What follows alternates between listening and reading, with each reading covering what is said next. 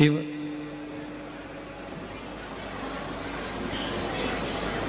जिनको दुनिया के लोग केवल रुद्र कहते हैं,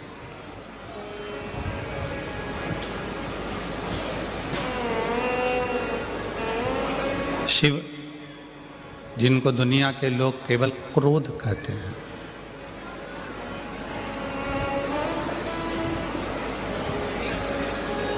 पर रुद्र क्रोध शिव नहीं, शिव शांति की मूर्ति है, शीतलता की मूर्ति है।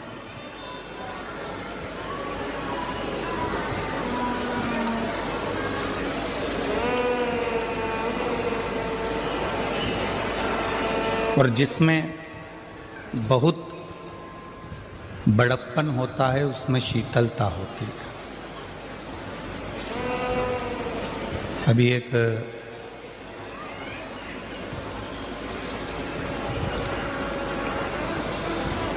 भाई चांदी का त्रिशूल लेकर आए, उद्योगपति हैं, एक बार जोरदार ताली बजाओ उनके लिए भी।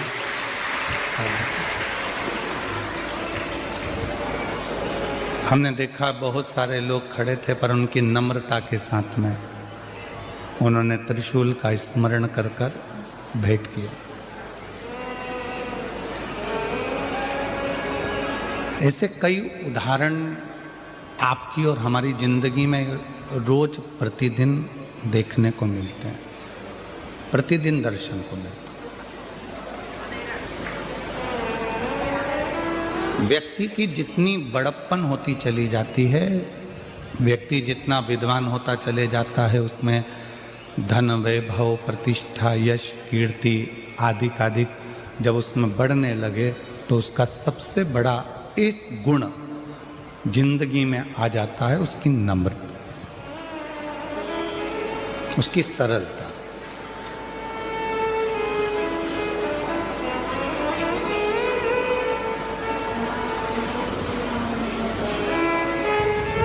जिंदगी में सब कुछ प्राप्त करना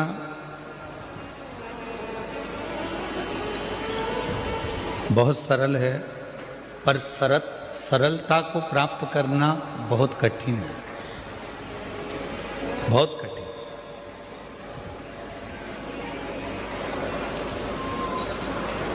और जिस व्यक्ति ने अपनी जिंदगी में सरलता को प्राप्त कर लिया, समझ लेना कि वो उन्नति की सीढ़ी पर चढ़ना प्रारंभ कर लिया और वो उन्नति की ओर आगे बढ़े।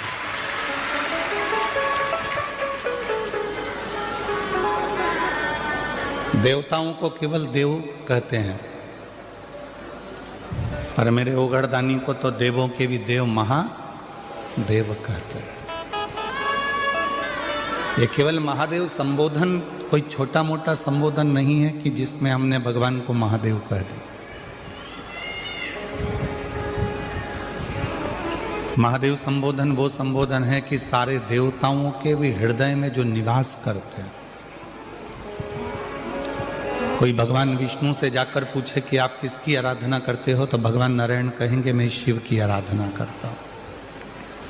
कोई भगवान राम जी से जाकर पूछे कि आप किसकी आराधना करते हैं, तो भगवान राम कहेंगे मैं शिव की आराधना करता हूँ। कोई भगवान कृष्ण से जाकर पूछे कि आप किसकी आराधना करते हो, तो भगवान कृष्ण कहेंगे मैं शिव की आराधना करता हूँ। कोई आद्य शक्ति माँ दुर्गा भवानी जगत जननी अम्बा से जाकर पूछे, जगदम्बा से जाकर पूछे कि आप किसकी आराधना करते हो, तो कहेंगे मैं शिव की आराधना करता हूँ। कोई परम शक्ति, कोई पितृ, कोई कुलदेव, कोई ग्राम देव, कोई स्थान देव से जाकर पूछे आप किसकी आराधना करते हो, तो सारे देवता कहेंगे हम शिव की आराधना करते हैं।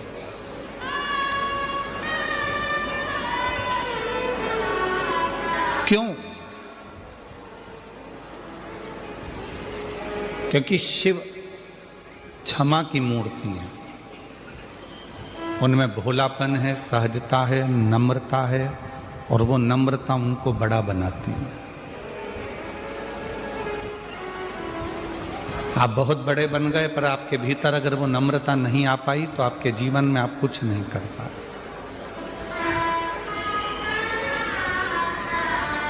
आपकी जिंदगी में नम्रता, सहजता, सरलता ही आपके जीवन को सफलता देती है।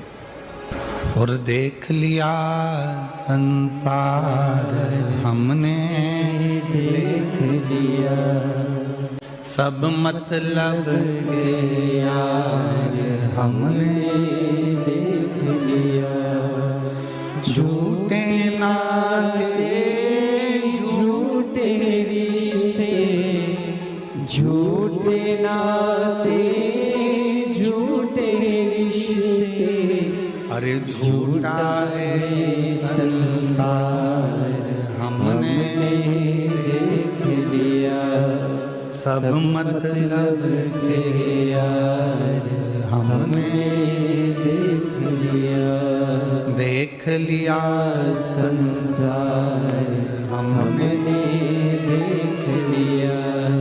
वो एक भीतर से जिसके नम्रता है, भीतर से जिसकी सरलता है, भीतर से जिसकी सहजता है, वही शिव का एक प्रतिबिंब स्वरूप है।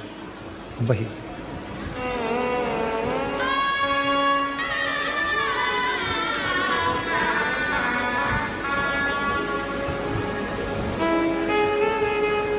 छोटू भाई, जब मिश्रा जी और सेंगर जी ये दोनों जब सीहोर पहुंचे थे शिव महापुराण की कथा लेने के लिए, तो हमने इनसे पूछा था कि कथा सूरत में इतना भीड़ आता है, इतनी भक्त आते हैं और रात्रि में विश्राम करने वाले ज़्यादा आते हैं। छोटू भाई, कभी मौका मिले तो आप लोग सब रात का आप तो दर्शन कर रहे होंगे, रात्रि को विश्राम करने वाले ज़्यादा होते हैं, क्योंकि सबको मालूम है रात्रि विश्राम कर कर सुबह कथा सुनकर बाबा की मिट्टी को अपने शरीर में लगाकर बाबा से अपनी मनोकामना पूर्ण कर कर जाना है सब।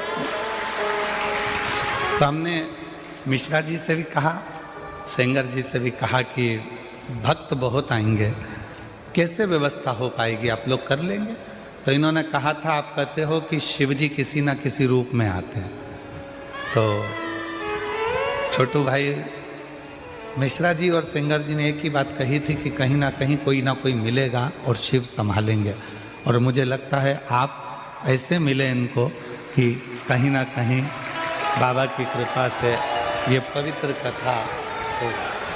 मैं लड्डू गोपाल महाराज जी से भी, गौशाला के महाराज जी को भी कहूँगा, कहीं ना कहीं शिव की भक्ति को।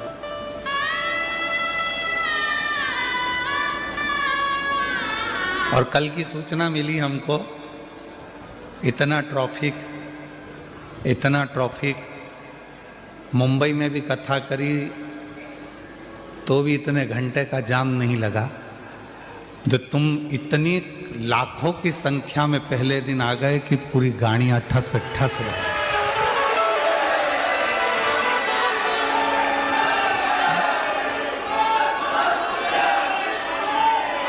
पूरी गाड़ियां ठस ठस भरा गई। पर एक निवेदन आप लोगों से कहेंगे, आप लोग अगर स्वीकार करेंगे तो, कि अपनी गाड़ियों को, चाहे मोटरसाइकिल हो, चाहे फोर व्हीलर हो, चाहे ऑटो हो, चाहे रिक्शा हो, उसको धीरे धीरे चलाओ, आराम से चलाओ। कथा में आए हो तो ये सोच कर जाओ कि हो सकता है कि 1 घंटे कथा ज़्यादा चल गई, इसलिए हमको घर पहुंचने में 1 घंटे की देरी रहेगी। पर धीरे धीरे हम थोड़ा स्लो चलो, हेलमेट लगा कर रखो, सीट बेल्ट बांध कर रखो और लक्ष्य ध्यान में रखो। थोड़ा धीमा धीमा आराम से जाओ, आराम से। एक होती है गाड़ी की चाबी, एक होती है बंगले की चाबी, एक होती है तिजोरी की चाबी, एक होती है फैक्ट्री की चाबी, एक होती है दुकान की चाबी, और एक होती है ऊपर छत पर जाने वाली दरवाजे की चाबी।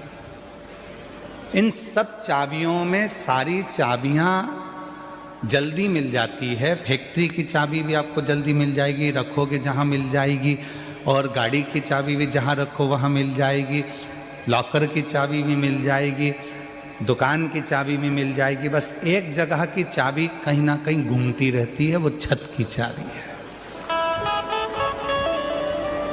ऊपर जाने वाली चाबी। ये चाबी बड़ी मुश्किल से मिलती है, बड़ी मुश्किल। ढूंढते रहो, क्यों? छत की चाबी तुम्हारे पास है क्या? नहीं। छत की चाबी तुम्हारे पास है क्या? नहीं। छत की चाबी कहाँ रखी है? जरा देखो। वो छत की जो चाबी होती है वो कहीं ना कहीं खो जाती है। उसी तरह संसार में, दुनिया में धन दौलत संपदा की चाबी तो कहीं पर भी प्राप्त हो सकती है, पर शंकर के पास जाने वाली चाबी खोई हुई है। उसको ढूंढना शिव महापुराण में है। उसको खोजने के लिए हम भगवान शंकर की अविरल कथा में आए। हम भगवान शिव की पवित्र कथा में उस चाबी को खोजने के लिए आए। उस चाबी,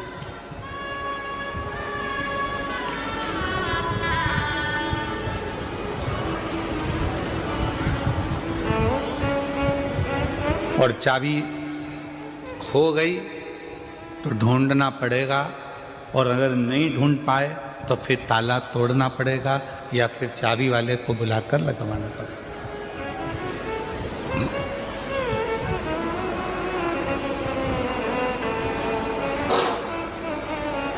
दुनिया के लोग कहते हैं कि शिव मिलेगा कैसे,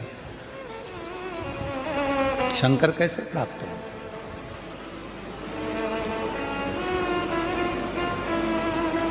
शिव को प्राप्त करना कोई कठिन विषय नहीं है। एक लोटा जल लेकर जब आप अपने घर से भगवान शंकर के मंदिर की ओर जाएंगे, हृदय में शिव शिव श्री शिवाय नमस्तुभ्यम उच्चारण करते करते करते करते जब शंकर के भगवान के नजदीक में जाएंगे तो शिव कुछ ना कुछ आपको दिया होगा। इसलिए शंकर भगवान आपको अपनी ओर खींच लेंगे, अपनी ओर। हर कोई सा पाना और हर कोई सा नट हर जगह पे फिट नहीं होता है। नट जानते हो? अरे बोलो तो जम के। पाना जानते हो? गाड़ी में वो नट को कसने वाला। हर कोई सा पाना और हर कोई सा नट हर जगह पर फिट नहीं होता है। जो नट जिस स्क्रू के लिए बना हुआ है वो उसी में फिट होता है। उसी तरह संसार सागर में पूरी मृत्यु लोक में जितने भी लोग रहते हैं उसमें से कुछ लोग ऐसे हैं जो शंकर भगवान को भजते हैं। तो समझ लेना कि तुम वो नट हो जो शंकर नटराज में ही फिट हो सकते हो, दुनिया में कहीं फिट नहीं हो सकते। किसी की सामर्थ्यता नहीं कि आपको वो फिट कर दे।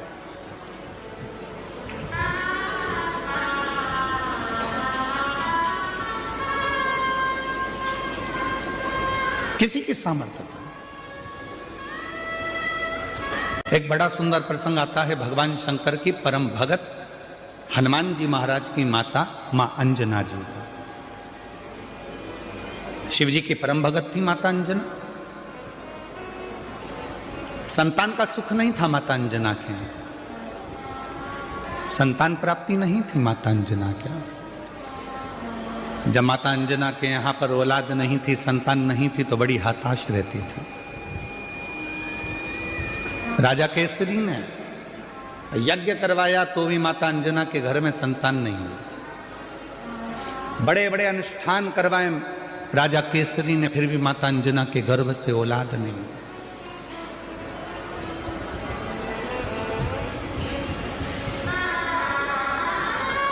बहुत कठिन। यज्ञ करवाए, अनुष्ठान करवाए, साधना करवाई, व्रत करवाए, उद्यापन करवाए, पर अंजना के घर में, मां अंजना के यहाँ संतान का सुख नहीं। सब कुछ करा और यही की यही तो भगवान कृष्ण के यहाँ भी हुआ था। भगवान कृष्ण की 16,108 रानियां और 16,108 रानियों से जब संतान नहीं हुई भगवान कृष्ण के यहाँ, तब भगवान कृष्ण ने गर्गाचार्य बाबा से पूछा कि मेरे घर में औलाद क्यों नहीं होती है, क्या कारण है, मेरे घर संतान नहीं है। भगवान कृष्ण ने गर्गाचार्य बाबा को बुलाकर पूछा तो गर्गाचार्य बाबा ने कहा, एक कृष्ण, तुम एक एक रानी के साथ में 11-11 दिन तक शंकर भगवान के पार्थिव लिंग का पूजन करो तो तुम्हारे घर में औलाद जरूर होगी। और भगवान कृष्ण 16,108 रानियों के साथ में एक एक रानी के साथ में बैठकर 11-11 दिन तक शंकर भगवान के पार्थिव शिवलिंग का पूजन करा। तब भगवान शंकर प्रसन्न होकर वर दे दिए, हे कृष्ण, तुमने अपनी रानियों के साथ 16,108 रानियों के साथ एक एक रानी के साथ अलग अलग बैठकर मेरा 11-11 दिन तक पूजन करा है। मैं तुम्हें वर प्रदान करता हूं कि तुम्हारी एक एक रानी से 11-11 संतान होगी। और भगवान शंकर की कृपा से भगवान कृष्ण के घर में 1,77,186 बच्चे हुए। ये शिव की कृपा से।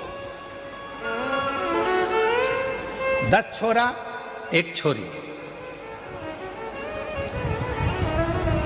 10 लड़का 1 लड़की, 10 डीकरा 1 डीकरी, और महाराष्ट्र में कहते 10 मुलगा 1 मुलगी। शिव की कृपा से आज हम जब जहां ठहरे हुए हैं तो हम जिस जगह पे ठहरे हैं उसके सामने वाली बिल्डिंग में से आज कोई हाथ हिलाकर पूछ रहा था, केम छो?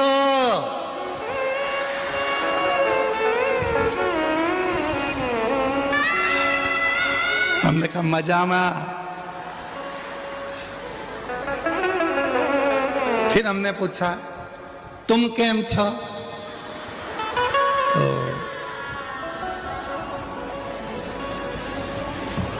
वो बोला नीचे वाले तुमसे मिलने नहीं दे रहे, तो क्या केम छो, मिलने भी तो दे।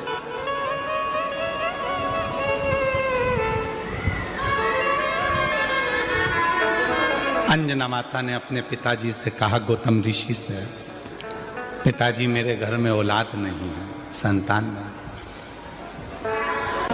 इसीलिए मेरा तू ही तो हमदर्द है जिसे हर दर्द कहता हूँ, दुनिया के आगे प्रभु चुपचाप मेरे हो, दुनिया के आगे प्रभु चुपचाप मेरे हो, मेरा तू ही तो हमदर्द है जिसे हर दर्द कहता हूँ, मेरा तू ही तो हमदर्द है जिसे हर दर्द कहता हूँ। आया नजर ना कोई भी अपना जब मुझको दरकार थी, जब मुझको दरकार थी,